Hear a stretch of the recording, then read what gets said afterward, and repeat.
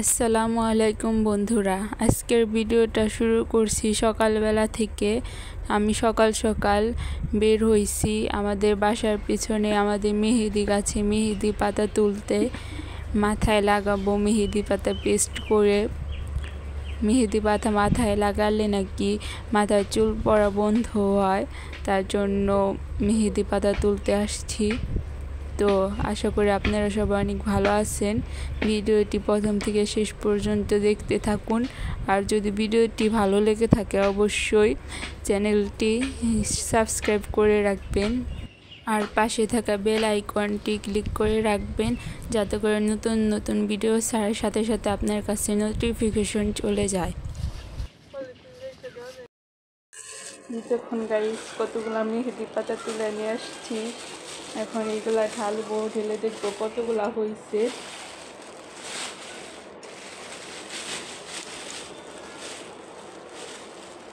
দেখুন পাতাগুলা কি সুন্দর।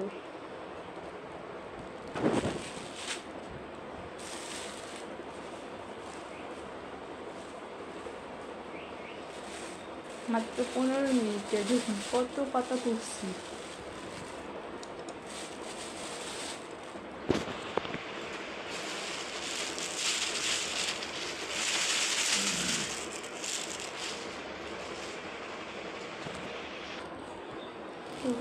এগুলো এখন থাক, আমি এখন চা খাবো।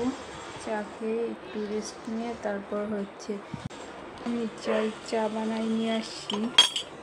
আগে থেকে কাপে চা পাতা দিয়ে রাখছিলাম।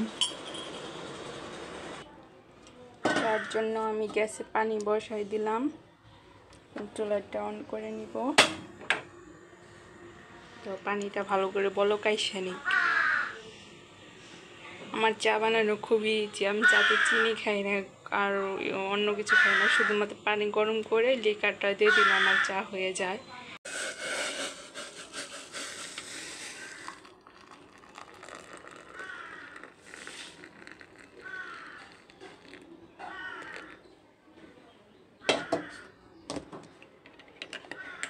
তো আমার চা হয়ে গেল।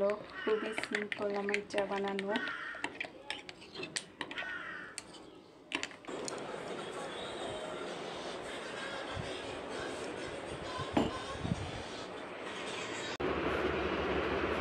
তো গাইস, এখন আমি মেহেদিগুলা ব্লেন্ড করবো।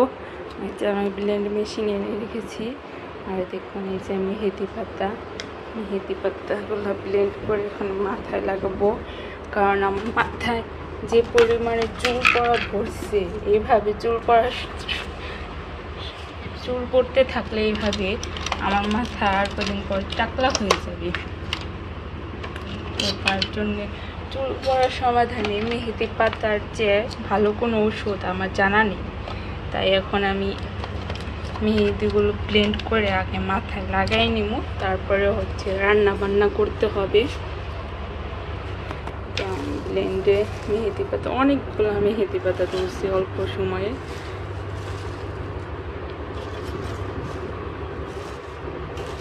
ব্লেন্ডে অল্প অল্প করে দিয়ে নিব, একটু পানি দিব।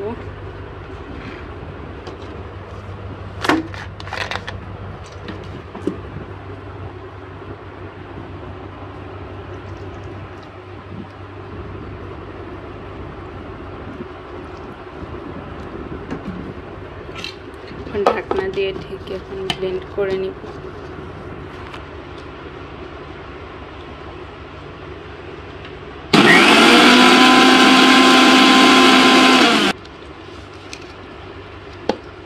নাড়া দিয়ে নিব।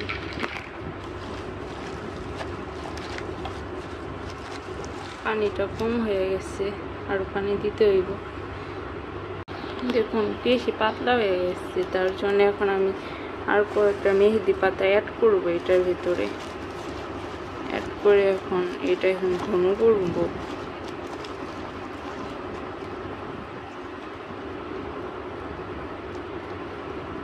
গাইস, এখন আমি একটা অ্যালোভেরা পাতা আনতে যাব। ওই যে আমার অ্যালোভেরা গাছ, আগে আপনাদের দেখাইছে অনেকবার। তো এইখান থেকে একটা পাতা ছিঁড়ে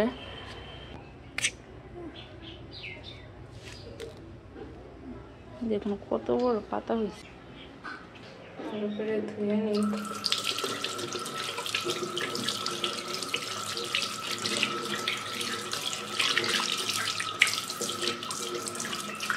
দিতে আমার হাত অলরেডি রং হয়ে গেছে। একটা আমি অ্যাড করে দিতেছি এইভাবে।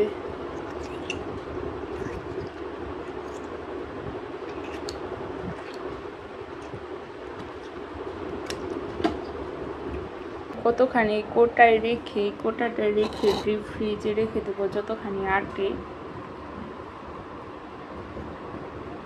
আর সবসময় এভাবে মেহেদি তুলে তারপর পেস্ট বানিয়ে মাথায় নেওয়া সম্ভব না, তাই ডিপ ফ্রিজে রেখে দেবো কতখানি।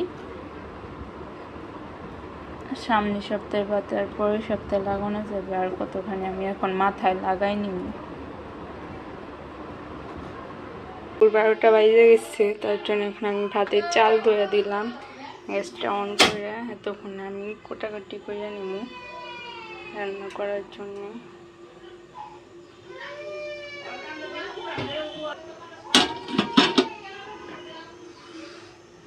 দুপুরে রান্নার জন্য মুরগির মাংস ভিজানো হয়েছে, মুরগির মাংস রান্না করব। আর হচ্ছে কাঁকরোল ভাজি করব। দেখুন কাঁকরোল ভাজি করব, তার জন্য কাঁকরোলগুলো এনে রেখেছি। কাঁকরোল সবজিটা দেখতে আসলে অনেক সুন্দর, তো এইগুলা হচ্ছে গ্রেটার দিয়ে ছুরি ছুরি করে ভাজি করব। আর অন্যভাবে ভাজি করা যায় চাক চাক করে কেটে, কিন্তু আমি গ্রেটার দিয়ে ছুরি করে ভাজি করব। আবার কালকে হচ্ছে অন্য পদ্ধতিতে ভাজি করব। সব কিছু কেটে রেডি করা শেষ। এই যে কাঁকরোলগুলো আমি ঝুরি করে নিচ্ছি গ্রেটার দিয়ে, অনেক সুন্দর ঝুরি হয়েছে। যখন মেহেদি লাগাইছি মাথায়, আমার হাত পুরো লাল হয়ে গেছে। তো আর মাংসর জন্য পেঁয়াজ কাটছি ব্রয়লার মুরগি, আর এটা হচ্ছে ভাজির জন্য পেঁয়াজ মরিচ কাটছি। আর ভাতটা প্রায় হয়ে আসছে। তো প্রথমে পেঁয়াজ দিয়ে দিচ্ছি কাঁকরোলগুলো ভাজার জন্য। পেঁয়াজগুলো একটু হালকা করে ভেজে নিয়ে তারপর হচ্ছে যে এই কাঁকরোল ঝুড়িগুলো দিয়ে দেবো কড়াইতে, তারপরে ভালো করে ভেজে নিব। খুবই ইজি কাঁকরোল ভাজি করা। ঝুড়িগুলো আগে আমি একটু পানি ঝরাই নেওয়ার জন্য অন্য একটি বাটিতে তুলে নিতেছি, কারণ পানি থেকে উঠাইয়া তারপরে কড়াইতে ছাড়লে পানি ছিটে তেলের ভিতরে দিলে সরাসরি উঠাইয়া একটা বাটিতে। তারপর হচ্ছে এই যে এখন ভাজিতে পেঁয়াজ প্রায় ভাজা ভাজা হয়ে আসছে, এখন আমি ঝুড়িটা দিয়ে দিব।